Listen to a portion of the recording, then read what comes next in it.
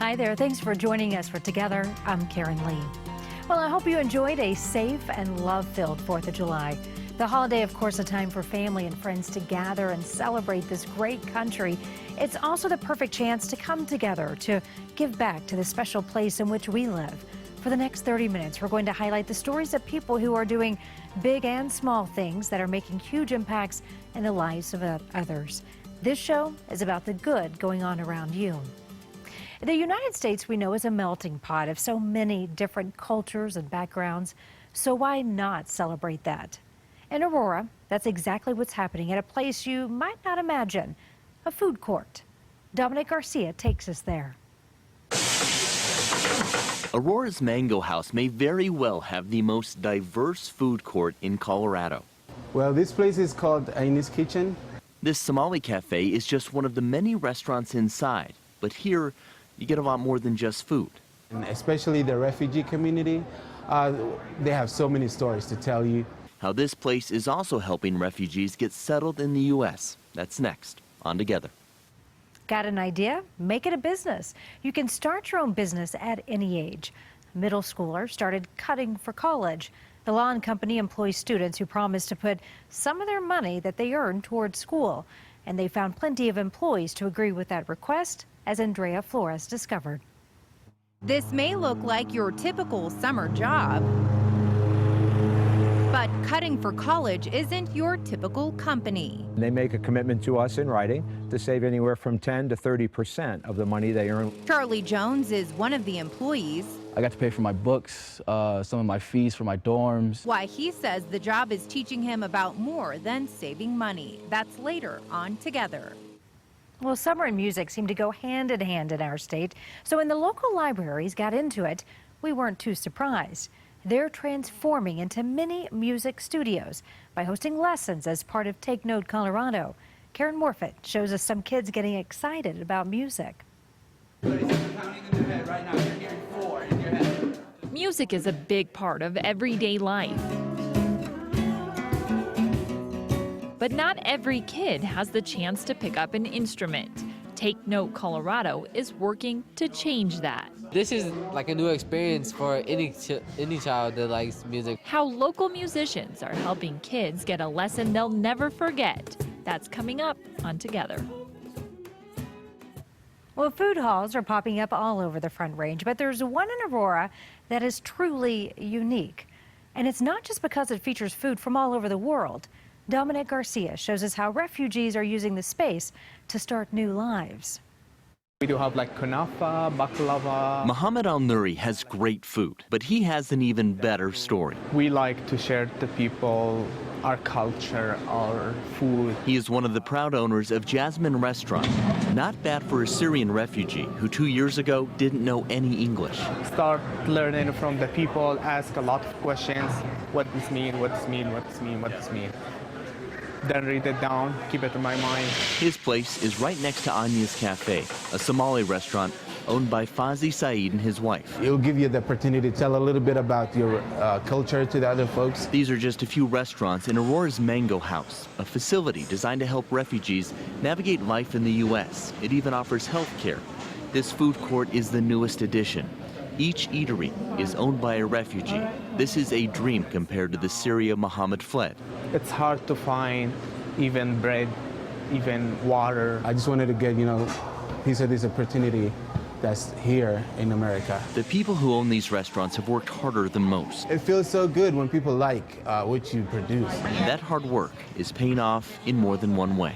I am proud of this because my parents, they are proud of me, you know what I mean? I like to see my parents, they are happy. We love this story on so many levels. Dominic Garcia joins us now to talk a little bit more about it.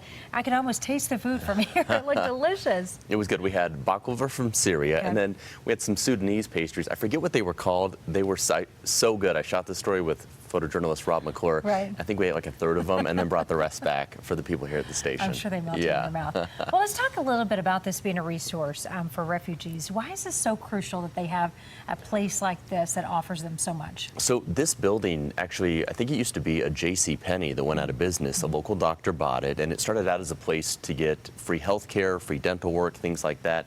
And it's kind of morphed into this community center where not only can they get those resources, but they can get guidance, you know, when they first come to America on here's what you need to do, here are the steps you need to take, here are the places you need to go. So it really helps people who are new here, you know, settle in. And this food court is their newest addition. So it's letting these people be entrepreneurs, really. Yeah, that's great. Yeah. And then we can learn so much for them too, which is awesome. Yeah. So if people want to check this out, when should they go to the food hall? Is there a specific time, or are they cooking out there all the time? I was looking at the hours just a little bit ago. Most of them are open Tuesday through Saturday, a few here and there, but everything's on Facebook, on our website, CBSDenver.com. It's really easy, but I definitely recommend checking it out. I want to go back. There was some Nepalese food there that looked awesome, so we will be You'll back. have to bring more back. We'll have to do another story, yeah. Thanks, Tom. Well, preserving a piece of Colorado history can only happen sometimes if others pitch in. These buildings near Horsetooth Reservoir were built about 100 years ago. They're part of the old Soderberg Ranch. Well, now the nonprofit HistoriCorps is looking for volunteers to help rehab them this fall. The group will provide meals, tools, the training for it. All you have to do is sign up and show up. You'll find all the details that you need in the links and info section of our website, CBSDenver.com. Meanwhile, another Colorado treasure needs your help too, and it's something few people probably even know about. During the Great Depression, the Red Rocks Civilian Conservation Corps Camp was started. It housed the many men who built Red Rocks Amphitheater. The original buildings still stand, but they're starting to fall apart. Kelly Worthman shows us how you can save this landmark.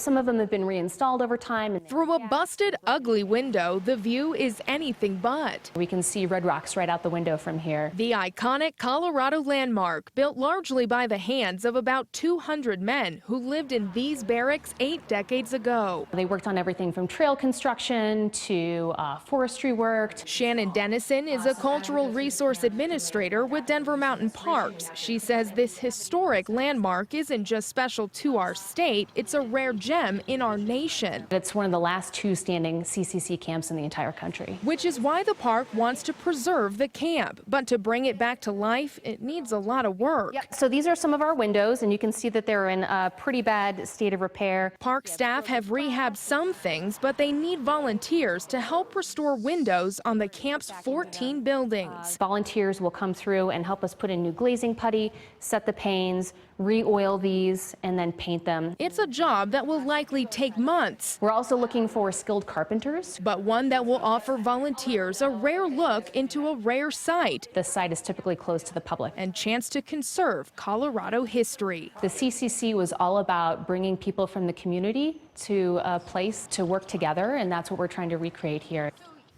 Who knew? Beautiful little buildings. Well, volunteers are needed every other Saturday. They're especially looking for skilled carpenters, as you just heard. To learn more about that, just visit our website, CBSDenver.com.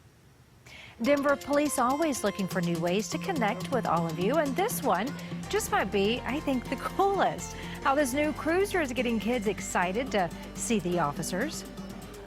Together with Karen Leigh, sponsored by Canvas Credit Union. We're Canvas, and we've got you covered, Colorado. Go live. Denver police just unveiled their coolest vehicle. Yeah, take a look at this. This is called the Copsicle Cruiser. The department takes it around town, offering free ice cream to the kiddos. We caught up with the vehicle while it was at the Mestizio Curtis Park Pool. Who wouldn't want to share some ice cream with your neighborhood cops? What a great idea. Police department has put tremendous resources into doing this, not only in the cost of the truck and the freezer with our partners at Safeway, but also our officers. It helps them bridge the gap sometimes between the community and the officers that serve them. And who doesn't like ice cream on a hot day? I know we do, don't we, Dave? DPD provided Safeway donated ice cream, and the kids, of course, were excited about it. The Copsicle will continue to make trips throughout the end of the summer. I wish they had things like that when we were kids. I Dave, like that's ice so cream even on a awesome. cold day. Yeah. I know, right? Anytime. Dave joins us now. So much 4th of July fun this week. What an awesome week. Yeah, I got some great pictures. I'm going to start you off with the cutest of the bunch here. Take a look at this from Children's Hospital, NICU. 4th of July babies. They were all dressed up and celebrating the holiday. Yeah, a good looking tutu.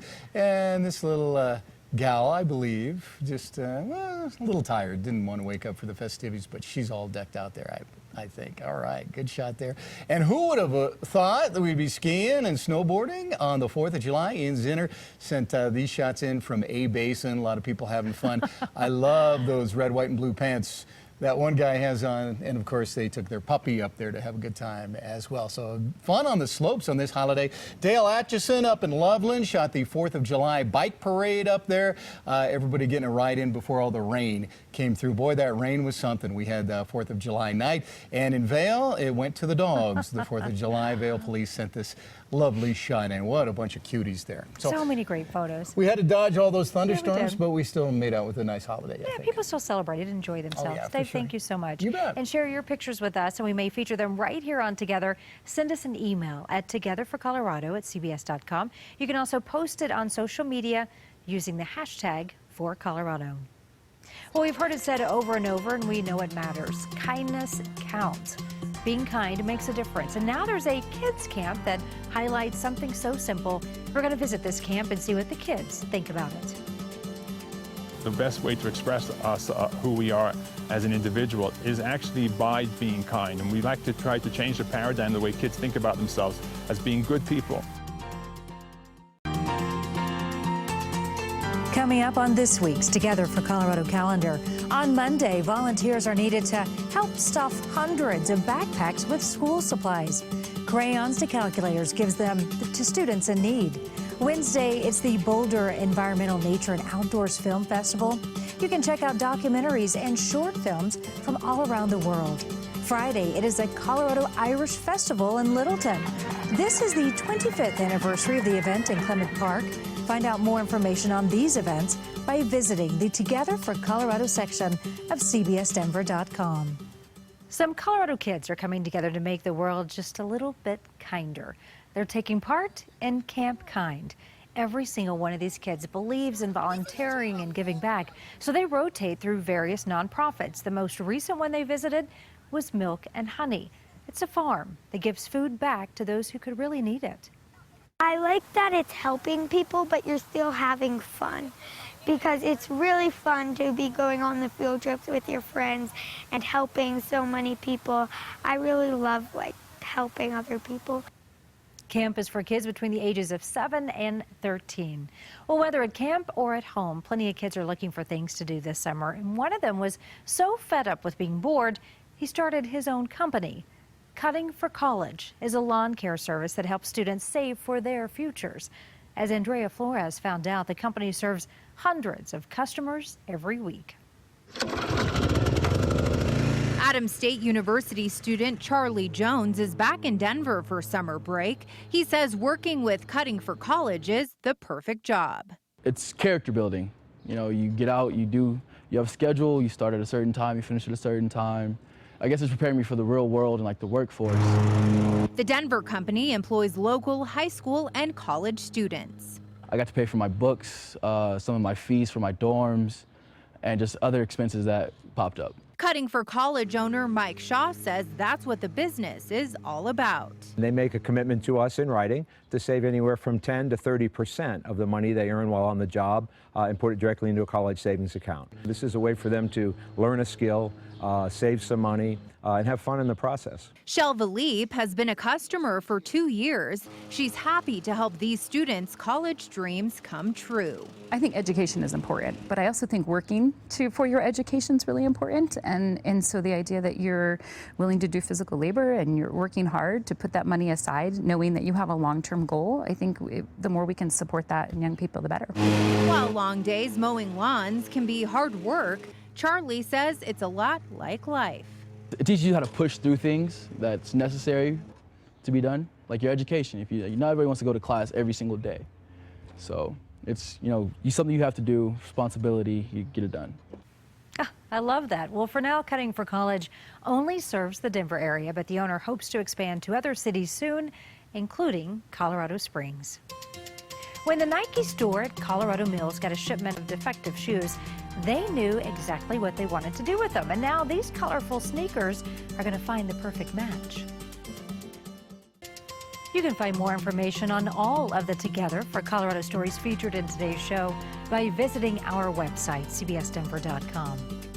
Well, you're usually told to be quiet when you go to a library, but this summer libraries in Denver are getting loud. It's part of a statewide effort called Take Note Colorado. The goal, to give kids access to music.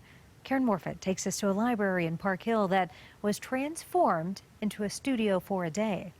Woo! Woo!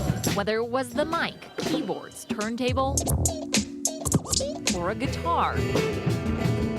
I played the G chord. It was pretty solid. Once in hand, it was hard for anyone in the room to put the instruments down. This is like a new experience for any child that likes music. All of it happening in a library.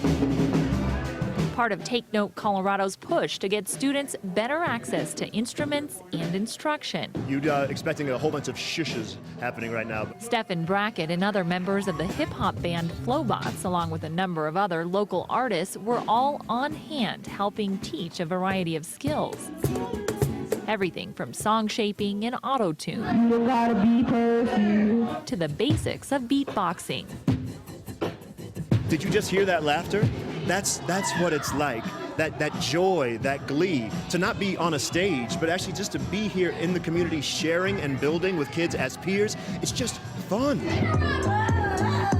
The fun part was evident. But taking a deeper look, it's easy to see how even just a few hours of music can have a lasting impact. A new knowledge or the motivation to actually get out there and make my own music and stuff. Love that. Well, this holiday weekend, police will be out in full force, making sure to keep all of us safe. Well, one man wanted to thank them for that. Nick Gordon filled up his backseat with a stack of pizzas and drove out to a DUI checkpoint in Adams County. He wanted to make sure that deputies had something to eat. Gordon's life was actually impacted by a drunk driver back in 2013, so he knows just how important these checkpoints are. Sheriff's Office posted these photos to thank Nick for his generosity. Well, don't toss them, keep them. Employees at the Nike factory store in Lakewood got creative to save dozens of pairs of defective shoes. Employees knew that they couldn't sell these shoes, but they didn't want to throw them out. So the store hosted a painting and dip dyeing party. Employees from Nike stores all across Denver got together in on this fun. And as you can see from these photos, they came up with some really creative designs. These shoes aren't going to be sold. Instead, they're actually going to be donated to Clothes for Kids, another great nonprofit. That nonprofit will then pass them along to families who could use a little help. Well, thank you for joining us on Together. We'll be back here again at the same time next week, highlighting what people are doing to make where you live a better place. Until then, how about some music and fireworks from Independence Eve? CBS4 sponsors the event in Denver Civic Center Park, and we look forward to it every year, so enjoy.